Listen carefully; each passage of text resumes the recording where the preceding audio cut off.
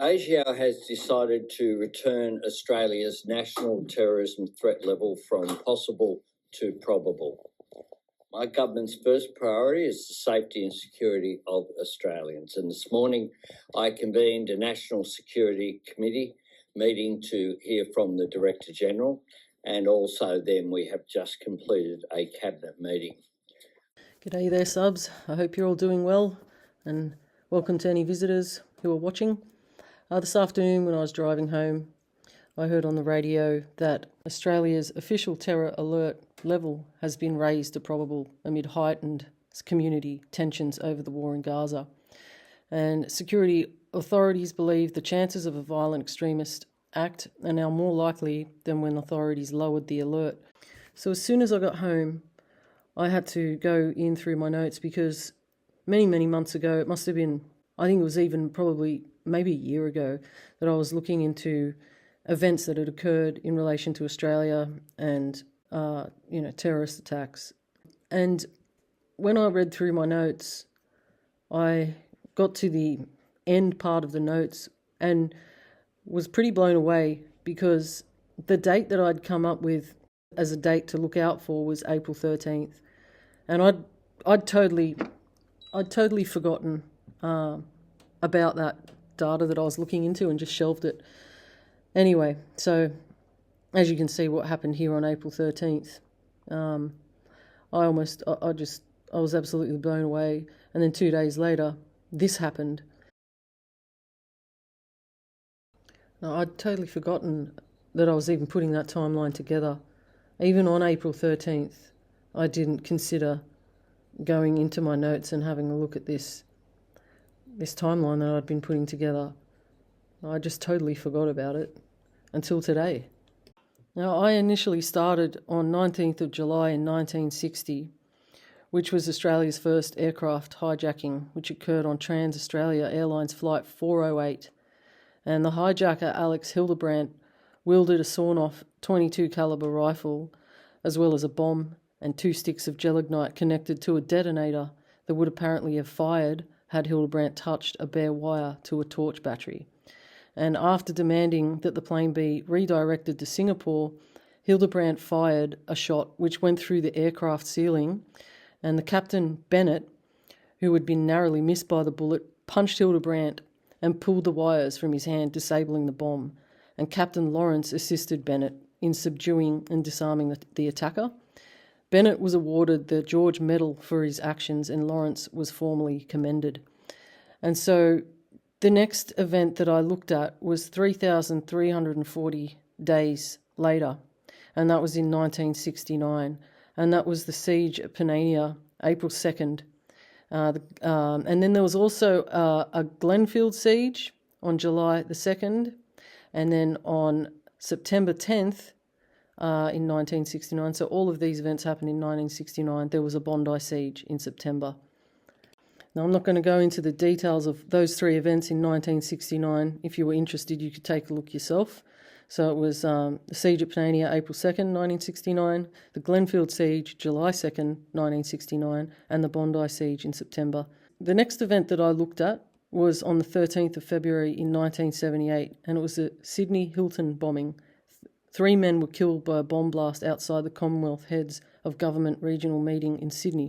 And also in that same year, in 1978, on March 31st, was the Waiters restaurant, which was a siege at the venue where Amos Atkinson, armed with 2 shotguns, held 30 people hostage and demanded the release of Melbourne underworld figure Mark Chopper Reid, which was his criminal associate.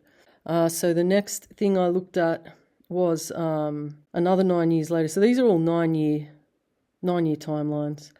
It was 9th of August, 1987, which was the Hoddle Street Massacre, which was a mass shooting that occurred on the evening of Sunday, 9th of August, in Hoddle Street, Clifton Hill, a suburb of Melbourne, Victoria, in Australia. And the shootings resulted in the deaths of 7 people and seriously injured 19 others. Now, the number of days in between the 1978 31st of March Waiters restaurant incident to the 9th of August in 1987 was 3,418 days. So the next event I looked at, which was 9 years later, and 3,185 days to be precise, was the 28th of April 1996. And that was the Port Arthur massacre, which was a mass shooting that occurred on 28th of April 1996 at Port Arthur, a tourist town in Australian state of Tasmania. The perpetrator, supposedly Martin Bryant, killed 35 people and wounded 23 others, and it's the deadliest massacre in modern Australian history. And the attack led to fundamental changes in Australia's gun laws. There's a whole massive online conspiracy theory about that event, and there was an incredible documentary called A Picnic at Port Arthur, which gave detailed account of what happened on the day by people who were there. I can't remember the woman's name who gave one of the best accounts of what happened. I don't think she's alive anymore, but if you can get your hands on a copy of that, if you can find it online, A Picnic at Port Arthur, it'll blow your mind. And I don't use Gematria very often, but every now and then I have a little muck around with it. And in my notes here, I found that Martin Bryant equals 155 in ordinal Gematria, and Port Arthur also equals 155 in ordinal Gematria, so they're a match.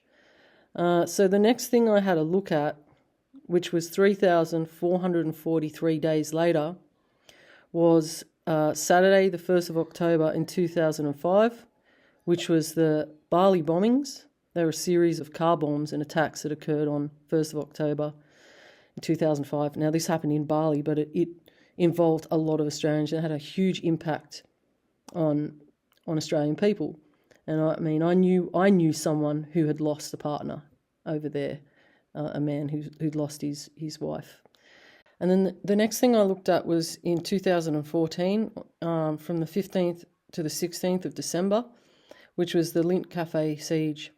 And it was a terrorist attack where a lone gunman held hostage 10 customers and 8 employees of a Lindt chocolate cafe in the APA building in Martin Place, Sydney, Australia.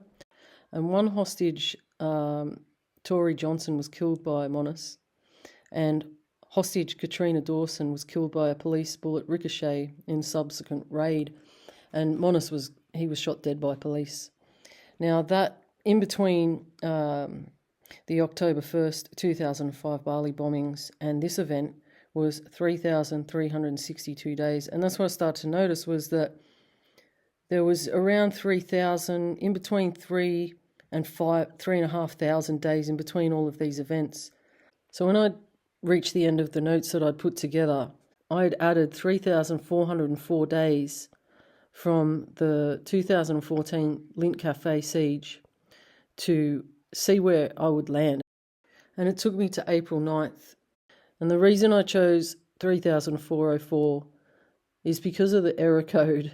You know, when you're looking for something and something's missing or not found, page not found, it says error 404. So I stuck with the 3,000 and I just picked a random number. 404 was the one I picked. And then I decided to go back to 1996 to the major event in Port Arthur. And I added 3,404 days times 3, okay, to make up for the years that had gone by. So, 3 separate time frames of 3,404, okay, and that equals 10,212. And I thought that was pretty interesting because I thought to myself, well, what do people usually say when they're testing a mic? They'll say, mic test 1 2 1 2, and 10 2 1 2 is you cancel out the 0 and you've got 1 2 1 2. So it's like test 1 2 1 2. So I added that, and it brought me out to April 13 of 2024 this year. And of course, that's why I'm making this video. And it's like not about me trying to prove that I've come up with a date that was quite significant, but I thought to myself, considering this new alert that's been put out, and they've suggested that it's very highly probable that something's going to occur here in Australia, and ASIO is on alert, and the public had been warned.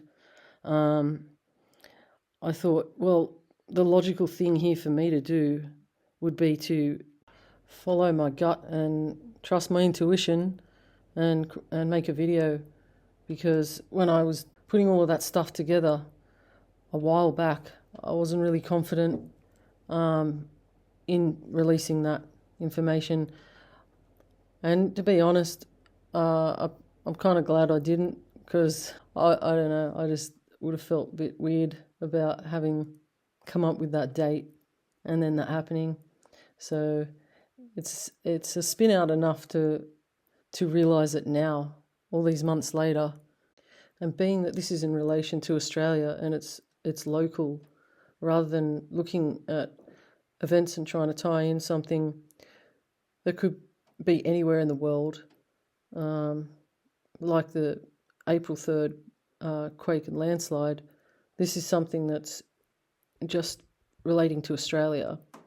And so the other thing that may not sound logical, but I just went with my gut, was another way of running a test is to say 1, 2, 3, testing, 1, 2, 3. So there's testing 1, 2, 1, 2, and testing 1, 2, 3. So I added 123 days to April 13, and that brought me out to August 14. And I thought that was really interesting, considering the scope of what's happening in the world at the moment, the current warning for Australia, and the fact that I've landed on August 11 multiple times, as I described in the previous video I did in relation to Paris. So yeah, I just thought I'll put this video out there, and it's not to put fear into anyone's mind or anything like that, but I guess the main thing is to practice situational awareness and sort of just be alert and know your exits, and just keep one eye open. So in my last video that I made in relation to Paris Olympics, I'd landed on August 11th multiple times using many different elements. So August 14 is very close to August 11. I didn't think it was logical to add 3,404 days to the siege in 2014. And I definitely didn't think it was logical to add 3,404 days times 3 to the Port Arthur event. But it turns out that for whatever reason I chose that number, it turns out that I pretty much nailed it. So I'm going to go with my gut here, and I'm going to suggest that August 14 would be a date to look out for, not to be afraid of, but to, just be aware of it. I mean, even if I had have put out a video in relation to this and come up with April 13, I don't think I wouldn't have been able to say that to anyone. But having found that now and gone back and looked at it, I just wanted to make this video nonetheless. Because it's probably more likely that nothing will happen on August 14th, but I also thought that nothing was going to happen on April 13th, and I didn't even realise that was the date that I'd picked. But anyway, I'm going to end it here, and thanks for listening. I hope to see you on the next one.